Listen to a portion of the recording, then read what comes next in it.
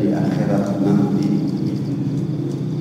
bukan perkara yang bernama harta kekayaan, bukan perkara yang bernama pangkat kedudukan, bukan uang, bukan dolar, bukan rumah, bukan kendaraan.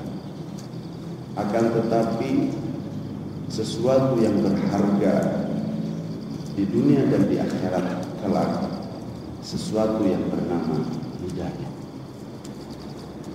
Orang yang mendapatkan hidayah, orang yang mendapatkan kesenangan, kebahagiaan, kemuliaan di dunia, dan orang yang mendapatkan kesenangan, kebahagiaan, dan kemuliaan di akhirat.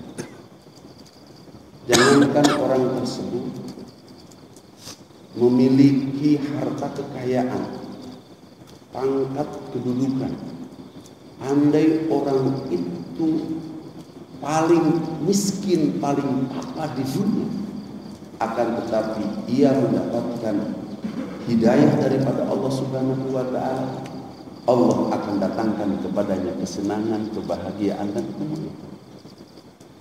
Jangankan orang mendapatkan pangkat kedudukan tinggi, andai ia orang yang paling jelata, paling rakyat di dunia, ketika Allah Subhanahu wa Ta'ala datangkan hidayah kepada dia, maka Allah Subhanahu wa Ta'ala akan datangkan kesenangan, kebahagiaan, kemuliaan di dunia dan di akhirat. Yang menjadi sebuah pertanyaan kepada kita, apakah kita tergolong orang-orang yang telah mendapatkan hidayah daripada Allah Subhanahu wa Ta'ala atau belum? Ini yang paling harus kita tanyakan kepada diri kita. Sedikitnya ada 5 orang yang mendapatkan hidayah daripada Allah Subhanahu wa Ta'ala. Apabila ada 5 ciri ini dalam diri kita, berarti bahwa kita adalah orang-orang yang telah mendapatkan hidayah. Akan tetapi bila 5 ciri ini tidak ada dalam diri kita, maka berarti kita adalah orang-orang yang belum mendapatkan hidayah. Apakah yang 5 perkara itu? Ini sebentar kita ada pengajian pada sini. Jadi Abah menyampaikannya maraton. Walaupun tadi juga Abah menyampaikan tausiah di sebelah sana maraton juga karena kiainya buat. Begitu kiainya di sini juga ada 2, nanti sebentar jam 5:30 kita sudah mesti kumpul lagi untuk langsungkan pengajian kitab yang akan biasa disampaikan di sini oleh Kiai Muhammad Faisal. Ciri orang yang mendapatkan hidayah yang pertama dinyatakan oleh Allah Subhanahu wa Ta'ala dalam Al-Quran, yasadrahul Islam. Dia berbahagia manakala datang perintah Allah Subhanahu wa Ta'ala. Ketika azan dikumandangkan, bahagianya mengalahkan kedatangan untung triliunan rupiah kepada kita. Bahagianya mengalahkan datang keuntungan jutaan gram emas bagi orang-orang yang mungkin pengusaha emas. Ketika azan dikumandang. Bagaimana tidak orang yang mendapatkan hidayah ketika suara azan dikumandangkan tidak membuat kebahagiaan kepadanya? Karena hakikat suara azan itu adalah undangan Allah. Hakikat suara azan itu adalah undangan Allah. Bukan undangan SBY, bukan undangan Obama, bukan undangan Raja Saudi, akan tetapi undangan yang menciptakan raja-raja itu. Subhanallah. Dan tidak ada undangan yang paling resmi di dunia dibandingkan dengan tanda tangan SBY, Obama, dan Raja Saudi, kecuali undangan yang disebut dengan suara azan. Allah Subhanahu wa Ta'ala memanggil kepada hamba. Dan perlu diketahui ketika Allah Subhanahu wa Ta'ala memanggil kepada hambanya untuk datang ke rumahnya, melakukan sedikit atau banyak perintahnya, Allah Subhanahu wa Ta'ala telah siapkan upah-upah dan pahala-pahala. Yang upah-upah pahala-pahala itu tidak ada bandingan dengan upah-upah yang biasa dikeluarkan oleh raja-raja di dunia. Bisa dibayangkan, baru wudhu saja ketika kita mau berangkat ke masjid, subhanallah, upahnya berlimpah-limpah oleh Allah Subhanahu wa Ta'ala diberikan kepada orang yang mau datang menunaikan perintah Allah Subhanahu. Sayyidina Husain ketika kecil sebagai cucu baginda Rasulullah Sallallahu Alaihi Wasallam bertanya kepada Rasulullah Sallallahu Alaihi Wasallam ketika perintah wudu datang kepada para sahabat radhiyallahu anhum. Cucu Rasulullah bertanya, wahai kakek, itu Allah kenapa harus nyuruh wudu? Kenapa kalau mau sholat nggak nyuruh mandi saja, tapi nyuruh wudu? Rasulullah Sallallahu Alaihi Wasallam menjawab kepada cucunya, wahai cucuku, karena di dalam wudu itu ada perintah Allah. Ketika seorang hamba mencuci mulutnya, gugur seluruh dosa-dosa yang pernah diperbuat oleh mulut. Ketika seorang hamba mencuci wajahnya, gugur seluruh dosa-dosa yang pernah dibuat oleh wajahnya, hatta takhruja baina ainaihi, sehingga dosa-dosa itu mengalir terkeluar antara dua kelopak mata. Ketika seorang hamba mencuci kedua belah tangan dengan air wudhu, Allah berikan pahala gugur seluruh dosa-dosa yang pernah diperbuat oleh kedua belah tangannya, hatta takhruja baina adfari asabihi, sehingga dosa-dosa itu mengalir di antara kuku jari jemari mereka yang wudhu. Ketika seorang hamba mencuci kepalanya, kata Rasulullah SAW, gugur seluruh apa yang pernah diperbuat oleh kotor pikirannya, hatta takhruja baina udunaihi, sehingga dosa-dosa itu mengalir terkeluar antara dua telinga. Ketika seorang hamba mencuci kedua belah kakinya, gugur seluruh dosa-dosa yang pernah diperbuat oleh kakinya, hatta takhruja baina adfari asabihi, sehingga dosa-dosa itu terkeluar melalui kuku jari jemari orang yang wudu. Subhanallah. Kemudian setelah berwudu kita diperintahkan untuk berdoa. Enteng doa, tapi besar pahala. Asyhadu an la ilaha illallah wahdahu la syarika lah, wa asyhadu anna Muhammadan abduhu wa rasuluh. Allahumma ij'alni minat tawwabin waj'alni minal mutatahhirin waj'alni min ibadikas sholihin. Kata Rasulullah, siapapun yang berdoa, si bodoh, si pinter, si miskin, si kaya, si belajar, si pinter, ketika doa itu bacaannya benar atau salah, bacaannya mengerti atau tidak, diterima doanya oleh Allah Subhanahu wa Ta'ala. Apa isi doa itu? Isi doa itu satu pernyataan yakin kepada Allah. Asyhadu an la ilaha illallah wahdahu la syarikalah, yakinnya diterima oleh Allah. Ketika ia mengucapkan asyhadu an la ilaha illallah wa asyhadu anna Muhammadar Rasulullah, yakinnya diterima, syahadatnya diterima oleh Allah. Karena diucapkan pada saat setelah berwudu. Ketika Allahumma ij'alni minat tawwabina waj'alni minal mutatahhirina, ya Allah jadikan aku orang yang tobatnya diterima. Waj'alni minal mutatahhirina, ya Allah jadikan aku orang yang bersih lain dari ujung rambut sampai dengan ujung kaki dengan air wudu. Dijadikan orang yang bersih lain. Dan yang lebih hebat lagi, waj'alni min ibadikas sholihin, ya Allah jadikan aku sebagian daripada hamba Engkau yang soleh. Pada saat itu juga dilantik oleh Allah, dia menjadi hamba Allah yang soleh. Subhanallah.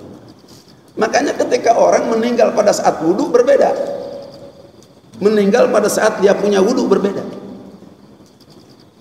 Ketika orang meninggal pada saat dia punya wudu, maka malaikat Jibril memanggil malaikat malakal maut.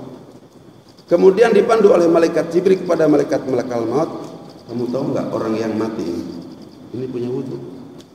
Kamu cabut penuh kehalusan karena jasadnya masih berwudu.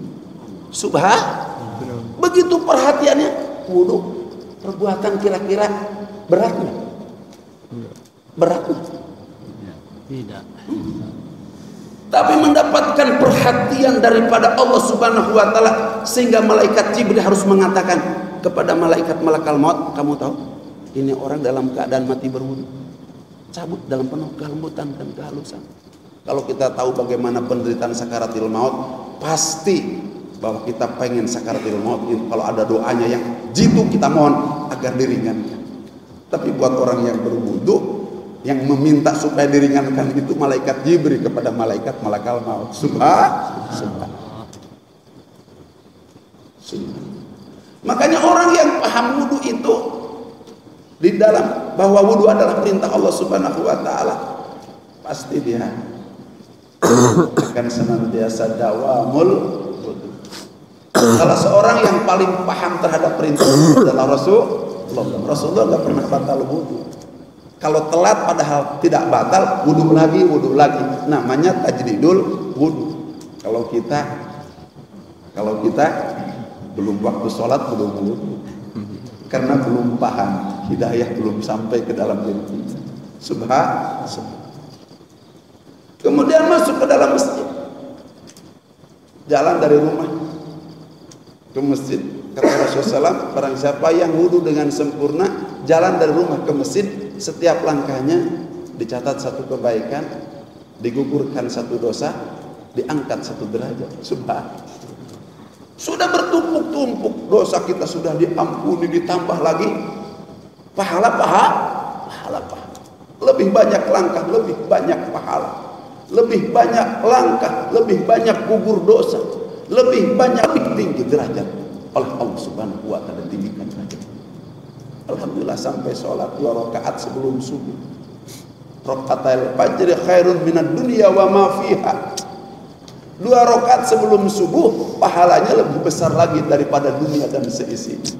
Lebih daripada triliunan gaji. Makanya orang yang punya hidayah mendengar suara azan itu mengalahkan untung triliunan.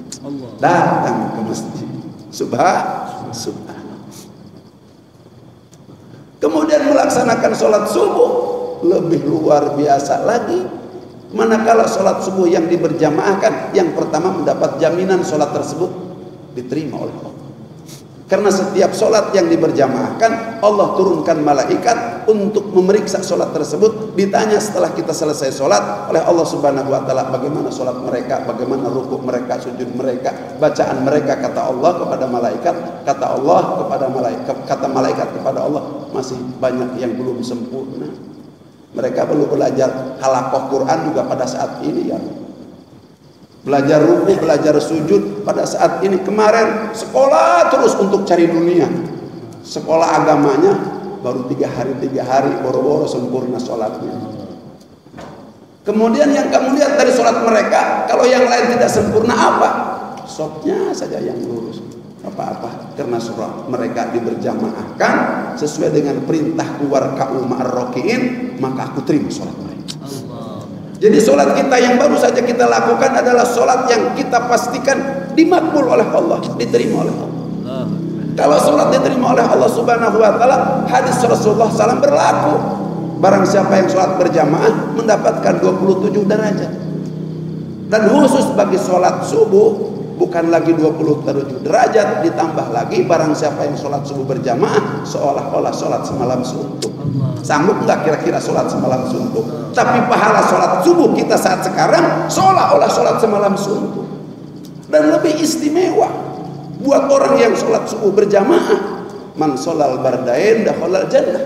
Barang siapa yang sholat di 2 tepi dingin, dakhalal jannah. Dakhala ini kalimat fi'il madhi, sering Abah ulang-ulang. Kalimat fi'il madhi itu maknanya telah masuk surga. Barang siapa yang tadi sholat asar berjamaah, sekarang sholat subuh berjamaah, dakhalal jannah, ia telah masuk surga. Apa tanya? Ustaz sudah masuk surga belum? Belum. Tapi kenapa oleh Rasulullah SAW dikatakan sudah masuk surga?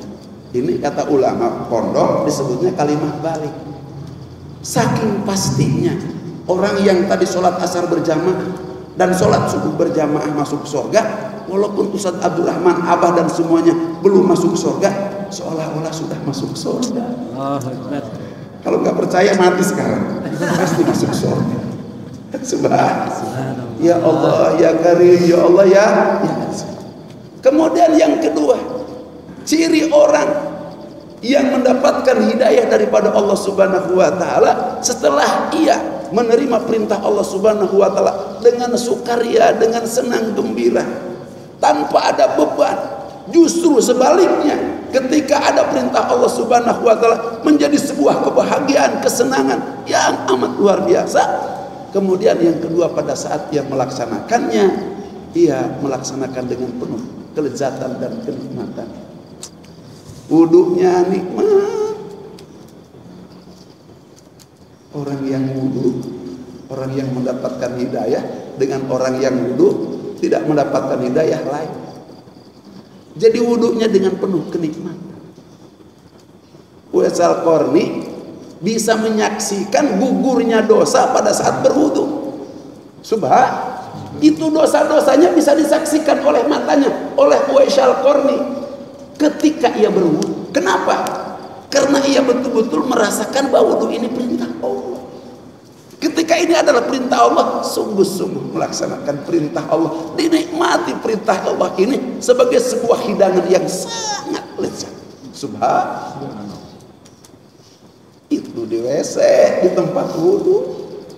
Di tempat wudu saja bisa tergila-gila dengan Allah. Subhanallah. Seperti kita mendapat pesan untuk membeli kain dari sang pacar kita. Yang dihadapi oleh kita kan tukang dagang, tapi hati kita seolah-olah senang nuntun pacar kita. Ya Allah, ini adalah orang yang mendapatkan hidayah daripada Allah Subhanahu wa taala. Bagaimana kalau sholat? Apalagi dalam sholat, kata diangkat dua belah tangannya, Allah. Ia berkata, inna sholati wa nusuki wa mahyaya wa mamati lillahi rabbil alamin. Pernyataan seorang hamba kepada Zat yang Maha Tinggi, pernyataan seorang yang sedang mengasihi Zat yang Maha Kasih kepadanya. Ujung rambut, ujung kaki, pangkat, harta, kekayaan, istri, anak, semua adalah pengasihnya. Sangat tolol saya ketika sayang kepadanya, tidak berkasih sayang kepada orang yang sangat mengasihi dan mensayangi saya. Sehingga mendirikan sholat merupakan sesuatu perbuatan yang sangat lezat. Karena kita sedang berhadapan dengan Zat yang Maha Kasih dan sayang kepada kita. Subhanallah. Ini ciri orang yang mendapatkan hidayah daripada Allah Subhanahu wa ta'ala. Mudah-mudahan kita tergolong orang yang ketika datang perintah Allah Subhanahu wa ta'ala bukan menjadi beban, bukan menjadi beban. Udah datang lagi waktu Johor, ini jauh daripada hidayah. Orang yang mendapatkan hidayah justru sebelum datang sholat, waktu sholat dia sudah siapkan alat-alat sholat. Walaupun mau berangkat jauh, nanti rupanya kita sholat nih kalau mau ke Bandung nanti di 57 di Masjid At-Taubah. Dipersiapkan kainnya, dipersiapkan parfumnya, dipersiapkan bajunya. Itu adalah orang ciri yang mendapatkan hidayah daripada Allah Subhanahu wa ta'ala. Mudah-mudahan ciri ini ada dalam diri kita. Amin. Hadirin jamaah salat subuh yang dirahmati oleh Allah Subhanahu wa ta'ala. Yang kedua, mungkin gak bisa banyak-banyak, dua aja ya. Begitu. Yang tiga. Yang kedua, ya mudah-mudahan bisa tiga Ustaz. Yang kedua, gemar duduk di majelis ilmu. Gemar duduk di majelis ilmu, senang duduk di majelis ilmu. Bagaimana orang yang mendapatkan hidayah tidak gemar duduk di majelis ilmu? Rasulullah sallallahu alaihi wasallam bersabda, "Man kharaja fi talabil ilmi fa huwa fi sabilillah hatta yarji." Barang siapa yang keluar dari rumahnya atau dari kampung halaman, maksud dan tujuannya kecuali tidak yang lain kecuali mencari ilmu, maka kata Rasulullah, langkah ini pertama dilangkahkan, langsung Allah Subhanahu wa taala catat bahwa fi sabilillah. Dia adalah dicatat oleh Allah Subhanahu wa taala sedang jihad fisabilillah. Kalau orang sedang jihad fisabilillah kemudian mati, matinya apa? Syahid. Kalau orang mati syahid nggak usah disolatin, Pak. Sudah bersih. Nggak usah dikasih kain kapan, dikasih kain begitu, karena dia tidak akan jadi apa namanya kalau yang malam datang begitu. Nggak akan jadi pocong, nggak usah pakai kapas, nggak usah ada pakaian kapan, pakai aja kayak begitu. Kubur langsung masuk surga. Bidadari yang jemput. Subhanallah. Ini hebatnya majelis ilmu. Cuma kadang-kadang kalau nggak dapat hidayah susah. Kayak begini nih, udah datang juga balik. Udah datang balik. Karena hidayah nggak datang. Kalau orang yang mendapatkan hidayah, jangankan udah datang, di mana-mana tahu bahwa setiap subuh ada majelis ilmu, tidak terhalang oleh gunung, tidak terhalang oleh laut, apalagi hanya terhalang oleh hujan. Kalau dapat tidak, bagaimana orang tidak gemar mencari ilmu, duduk di majelis ilmu? Kata Rasulullah SAW, julusuka sa'atan fi majlisil ilmi la tamassu qalaman wa la taktubu harfan khairun laka min itqi alfi raqabatin. Julusuka sa'atan, sebentar. Ini apa sudah setengah jam belum? Belum ya? Sebentar saja. Mudah-mudahan tidak sampai 1 jam, setengah jam saja. Di majlisil ilmi duduk seperti ini. La tamassu qalaman, tidak bawa pulpen karena bukan sekolah SD lagi kita. Wala taktubu harfan, enggak. Ini saking digambarkan Rasul, saking entengnya, cuma duduk saja. Subhanallah. Maka khairun laka min itqi alfi raqabatin, lebih baik pahalanya daripada memerdekakan 1000 orang abid. 1 orang abid kita merdekakan, haram jasad kita masuk surga. Ini 1000 kali haram jasad kita masuk surga, masuk neraka. Subhanallah. Ini kita nih orang-orang yang diharamkan jasad kita disentuh oleh api neraka. Haram karena duduk di majelis ilmu. Kalau nggak percaya kufur, karena ini bukan omongan Abah, omongan Rasul. Lihat keterangan dalam kitab Tanqihul Qaul, susunan ulama. Kemudian yang ketiga kata Rasulullah SAW, wa nazruka ila wajhil alimi khairun laka min alfi farsin tasaddaqta fi sabilillah. Makanya kalau ngaji begini jangan ngantuk, melotot matanya kepada ulama. Wa nadruka, dan engkau kata Rasulullah memandang ila wajhil alimi, kepada wajah seorang alim. Belum ngaji, belum dapat ilmu, baru memandang wajahnya saja. Karena cinta kepada ilmu Allah, cinta kepada sabda-sabda Rasulullah, pandang saja wajah ulama.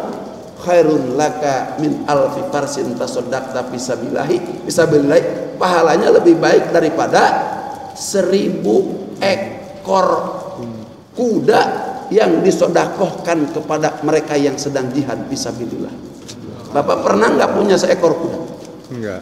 Abah yakin di sini nggak ada yang pernah punya seekor kuda. Pak Karim pernah punya kuda nggak? Teka beli kuda yang hebat itu sekarang harganya puluhan bahkan sampai ratusan juta. Coba sekarang kita datang ke kepacuan kuda ke situ. Coba Pak Karim nanya, Pak ini berapa kuda satu? Pasti harganya ini 100 juta, ini 150 juta. Apalagi yang punya Prabowo, harganya miliaran. Ini tidak datang ke pacuan kuda, tidak pernah menawar kuda. Allah yang datangkan kuda, bukan 1, 1000 lebih kuda. Kemudian kita tidak bawa pulang karena di sana ada yang sedang jihad fisabilillah. Aku sedekahkan kepada kalian yang 100, yang 1000 ekor kuda itu. Subhanallah. Ya Allah, ya Karim, ya Allah, ya Ajib. Hadirin yang dirahmati oleh Allah Subhanahu wa taala. Satu lagi ingin Abah sampaikan. Wa majtama qaumun fi baitin min buyutillah yatluna kitaballahi wa yatadarasunahu bainahum. Ini dunianya. Illa nazalat alaihimus sakinah wa ghasyiyatuhumur rahmah wa hafathumul malaikah wa dzakarahumullahu fi man indah. Wa majtama qaumun, tidak kumpul satu kaum, fi baitin min buyutillah, dari salah satu rumah dari sekian rumah-rumah Allah. Jadi rumah Allah yang dijadikan majelis taklim sekarang ini banyak.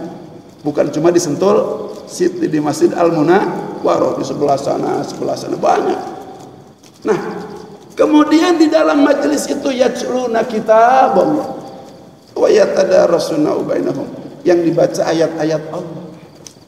Kemudian setelah dibaca wa yatadarasuna bainahum, dijelaskan kepada mereka, diajarkan kepada mereka ayat-ayat itu, seperti Abah sedang mengajarkan ayat-ayat Allah kepada jamaah. Ketika demikian perkumpulan itu jamaah di dalam sebuah masjid Allah Subhanahu wa taala, maka Allah Subhanahu wa taala berikan 4 perkara. Yang pertama, ilah, pakai ilah. Kecuali, ini hebat. Ini kalau Rasulullah sudah berbicara mengalahkan sastrawan yang manapun. Ilah, kecuali, ajib. Subhanallah. Kalau kita jumpa dengan Rasulullah, nggak mau tinggal dengan Rasulullah, nggak mau kita lupa kepada istri dan anak-anak kita. Seperti para sahabat kalau sudah duduk dengan Rasulullah, lupa sawah, lupa kebun, lupa istri, lupa anak, lupa toko, lupa semuanya karena mendengar kalimat Rasulullah yang begitu indah. Illa, kecuali nazalat, turun kepada kaum itu as-sakinah, ketentraman di dalam hati. Jadi kalau bapak dari rumah punya problem, seberat apapun problemnya, ketika duduk dalam majelis ini, itu problem oleh Allah Subhanahu wa taala dibuka. Ganti dengan sakinah. Subhanallah. Dicopot itu problem oleh Allah Subhanahu wa taala. Ditarik oleh Allah Subhanahu, dibuang itu problem, diganti dengan as-sakinah. Sekarang tentrem enggak coba? Tentrem enggak? Senang enggak? Jadi kalau senang, kalau enggak senang bohong. Rasulullah. Senang enggak? Itu sahabat Abah Pak Dokter saking senangnya liatin Abah aja. Subhanallah. Senang, siapa yang enggak senang? Duduk sebentar pahalanya banyak. Duduk sebentar mendapat sakinah daripada Allah Subhanahu wa taala. Mati masuk surga. Walaupun pulang enggak punya duit, mungkin sebentar diomelin lagi sama istri kita. Subhanallah. Karena makanya mesti lama-lama duduk yang semacam ini. Karena enggak mungkin istri kita bawa bobo ke sini. Ya usian tak bobo. Mau daikkan ke masjid. Kecuali kita nongkrongnya di tempat gapleh. Di mana? Di mana? Di pos kamling. Cepret. Bapak kemana? Nah, tuh lagi main gapleh. Pasti bawa boko. Kesian takut tanggurak siata. Ke masjid mah nggak sampai. Lagi apa? Oh pasti lagi doa. Kita kan lagi susah. Kita senang, orang rumah senang. Subhanallah. Nazalat alaihimus sakinah. Kemudian yang kedua, wa ghasyiyatuhumur rahmah. Ini ghasyiyat, ini subhanallah. Jadi ghasyiyat itu maknanya berbeda dengan nazalat. Kalau nazalat dituruni, dicucuri. Tapi kalau ghasyiyat ditenggelam. Allah Subhanahu wa taala tenggelamkan dalam rahmat. Kalau tenggelam, kitanya ada nggak? Kalau tenggelam, kitanya ada nggak? Ada, nggak kelihatan. Itu tenggelam namanya. Yang ada airnya, nggak kelihatan orang. Ini Allah Subhanahu wa taala turunkan rahmat ke dalam majelis ini karena saking banyaknya rahmat sehingga kita tidak terlihat. Rahmatnya yang terlihat, orangnya tidak terlihat. Karena rahmat yang turun dengan jumlah orang tidak sebanding. Rahmatnya banyak, manusia yang dikasih rahmatnya sedikit. Subhanallah. Ya Allah. Makanya di dalam hadis yang lain dinyatakan bahwa sesungguhnya man salaka tariqan yaltamisu fihi ilman sahalallahu lahu tariqan ilal jannah. ketika Allah melihat orang-orang yang duduk, yang berjalan untuk mencari ilmu, walaupun ia bertumpuk kesalahan dosa di hadapan Allah Subhanahu wa taala, Allah lupa tidak melihat kesalahan. Yang Allah lihat adalah kebaikan-kebaikannya saja. Walaupun ia berdosa tapi sedang berangkat menuju ilmu, sedang duduk menuju ilmu, sesungguhnya dia bukan sedang berangkat menuju majelis ilmu, bukan duduk dalam majelis ilmu, akan tetapi dia sedang dimudahkan perjalanannya menuju surganya Allah Subhanahu wa taala. Jadi kita ini begini sama dengan orang yang sedang dimudahkan perjalanan menuju surganya Allah Subhanahu wa taala. Yang ketiga, kata Rasulullah SAW, wa haffathumul malaikah. Ketika majelis ini dibuka, malaikat berbondong-bondong turun mengelilingi majelis ini. Jadi jangan dikira dalam majelis ini hanya kita yang kumpul, tapi yang kumpul dalam majelis ini pun ada para malaikat. Ini malaikat sedang diomongin sama Abah, dengar dia. Dengar. Wa haffathumul malaikah, mengelilingi, memagari terhadap mereka al-malaikat, para malaikat. Malaikat di dalam hadis yang lain ketika melihat hamba Allah sedang duduk tersimpuh melaksanakan ibadah dalam bentuk mencari ilmu semacam ini, maka malaikat kontan membacakan istighfar kepada Allah Subhanahu wa taala. Jadi satu-satu oleh malaikat kita dibacakan istighfar. Ya Rob, Bapak Muhammad Gatot ampuni dosanya. Ya Rob, Ustadz Abdul Rahman ampuni dosanya. Ya Rob, ini Bapak jauh-jauh duduk di majelis ini dari BSD, ampuni dosanya. Kalau malaikat sudah yang memohon ampunan kepada Allah Subhanahu wa taala, yang lisannya belum pernah maksiat, tangan kaki belum pernah maksiat kepada Allah, kira-kira dimakbul enggak oleh Allah Subhanahu wa taala? Yang terakhir, yang keempat, kata Rasulullah SAW, wa dzakarahumullahu fi man'in. Bukan lagi ketenangan yang ada dalam hati kita, bukan lagi rahmat yang Allah tutupi ke dalam jamaah kita, bukan lagi malaikat yang hadir, akan tetapi ternyata Allah Subhanahu wa taala berkomentar di hadapan majlis para malaikat, wa dzakarahumullahu fi man'in. Wahai para malaikat, malaikatku, kau lihat hamba-hambaku sedang duduk di Masjid Al-Munawwarah, duduk mereka mendengarkan ayat-ayatku, mendengarkan sabda-sabda Rasulku. Mereka dengan sungguh-sungguh, wa dzakarahumullahu fi man indah. Allah bangga dengan kita duduk yang semacam ini. Subhanallah, dibanggakan oleh Allah, mendapat penghargaan besar daripada Allah Subhanahu wa taala. Lantas sebesar apa kira-kira orang yang mendapat kemuliaannya, yang mendapatkan kebanggaan daripada Allah Subhanahu wa taala? Orang yang maju mendapatkan Kalpataru, mendapatkan penghargaan dari presiden, dari Obama, dari dunia, itu sudah luar biasa. Ini kita mendapatkan penghargaan daripada Allah Subhanahu wa taala.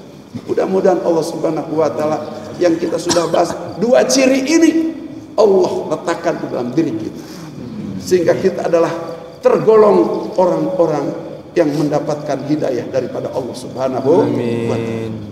Ciri yang ketiga, keempat, dan kelima, insya Allah pada saat Allah Subhanahu wa taala jumpakan kita nanti di lain waktu, di lain tempat, kemudian di lain majlis, karena sebentar ada pengajian di majlis ini dan kita pun boleh duduk nanti di majlis ini. Seperti yang Abah sampaikan tadi, jangan melihat siapa yang menyampaikannya guru kiai ulama saja, maka itu semuanya adalah pewaris daripada anbiya. Al-ulama warasatul anbiya. Ulama adalah pewaris daripada nabi. Siapapun namanya, dimanapun tempat tinggalnya, ulama itu adalah pewaris nabi. Kemudian dalam satu keterangan, man akramal ulama faqad akramal anbiya. Barang siapa yang memuliakan ulama, berarti ia memuliakan 124.000 nabi. Oleh karenanya di kampung sana, di kota sini, ketika ada ulama, duduk dekati ulama, hormati ulama, karena dialah pewaris ilmu para nabi. Karena bila kita hormat kepadanya, maka sama dengan menghormat 124.000 nabi dan rasul. Hadanallahu wa iyyakum ajma'in wa adkhalana fi zumratil muwahhidin fi jannatin na'im. Aqulu qali hadza fastaghfiruhu innahu wal ghafurur rahim. Subhanallahi wa bihamdihi, subhanallahi wa bihamdika, asyhadu an la ilaha illa anta astaghfiruka wa atubu ilaik. Subhana rabbika rabbil izzati amma yasifun wa salamun alal mursalin walhamdulillahi rabbil alamin. Yang baik datang dari Allah, yang buruk, yang jelek datang daripada kebodohan abad. Mohon ampun, mohon maaf kepada jamaah sekalian. Kita tutup billahi taufiq wal hidayah. Wassalamualaikum warahmatullahi wabarakatuh.